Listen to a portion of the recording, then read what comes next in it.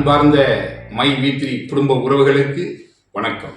நண்பர்களே, நான் பலமுறை வீடியோ பேசும்போது குடும்ப உறவுகளே நண்பர்களேன்னு சொல்லும்போது இன்னைக்கு பொது வழியில் என்னெல்லாம் கேட்டாங்க அப்படின்னா, ஒரு பிஸ்னஸ் பண்ணுறீங்க, ஒரு ஓனர், ஒரு மெம்பர், அவ்வளோதான் ரிலேஷன்ஷிப்பு, இதுக்குள்ளே எங்கள் குடும்பம் வந்துச்சு, நட்பு வந்து சொல்லி பல விதமான கேள்விகளை எங்கிட்டையும் கேட்டாங்க, உங்ககிட்டையும் கேட்டிருப்பாங்க. ஆனால் இந்த ஒரு கொடுமையான காலகட்டத்தில் 3 மாதங்கள் நான் சிறையில் இருக்கும் பொழுது தான் குடும்பத்தோடு சிறைக்கு போனால் எந்த அளவுக்கு வேதனைப்படுவாங்களோ, அதுக்கான எந்த அளவுக்கு ரிஸ்க் எடுப்பாங்களோ, அது எந்த அளவுக்கு வந்து போராட்டம் பண்ணுவாங்களோ, அதை விட கூடுதலாக இன்னைக்கு எல்லா உறுப்பினர்களும் மேக்சிமம் இருக்க உறுப்பினர்கள் நமக்காக இன்னைக்கு வேண்டுதல் பண்ணியிருக்கீங்க.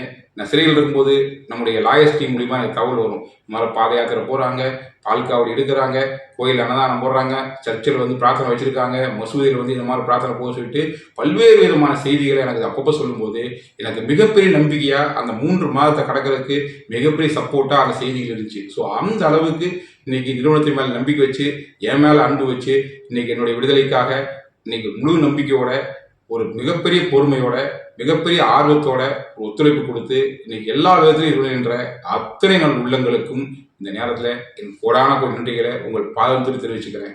ஆக்சுவலாக 91 இரவுகள் நான் சிறையில் இருக்கும்போது கூட பேச முடியல, அதோட லாஜிக் இருக்குது. ஆனால் வெளியே வந்து 3 நாள் நான் கூட பேசலை. இதில் என்ன லாஜிக் இருக்குது? இந்த 3 நாள் வெளிவந்ததுக்கு அப்புறம் பேச முடியாமல் இருந்த சூழல் வந்து மிகப்பெரிய வேதனையை எனக்கு கொடுத்தது. எப்படி நீங்கள் எதிர்பார்த்துருந்தீங்களோ அதை விட பெரிய ஆர்வமாக உங்களோட பேசணுங்கிற எண்ணம் எனக்கு இருந்தது. பட் இன்னைக்கு நமக்கு ஹானரபிள் ஹைகோர்ட்டு பல்வேறு நிபந்தனைகள் கொடுத்து தான் என்னை விடுதலை பண்ணியிருக்காங்க. அதில் மிக முக்கியமான விஷயம், நான் அனாவசியமாக எதையும் வெளியே பேசக்கூடாது அப்படிங்கிற விஷயமும் அதில் வந்து ஒரு இம்பார்ட்டன்ட் கண்டிஷனாக இருக்குது.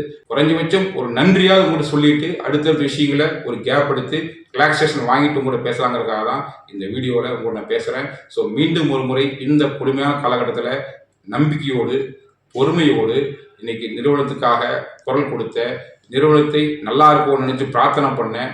நான் வெளியுறவுன்னு சொல்லிட்டு உங்களுடைய எண்ணங்கள் பிரதிபலித்து பல்வேறு விதமான கோயிலுக்கு சென்று எனக்காக வேண்டிக் கொண்ட அத்தனை நல் உள்ளங்களுக்கும் உங்கள் பொற்பாதம் தொட்டு மீண்டும் நன்றி சொல்கிறேன். கடைசியாக சொல்கிறது என்னன்னா, என்னவா இருந்தாலும் நான் ஒரு லட்சியத்துக்காக ஒரு பிஸ்னஸ் ஸ்டார்ட் பண்ணேன். நான் என்ன நினச்சிட்டு போகிறனோ அந்த இலக்கை அடையும் வரை நான் ஓய மாட்டேன்.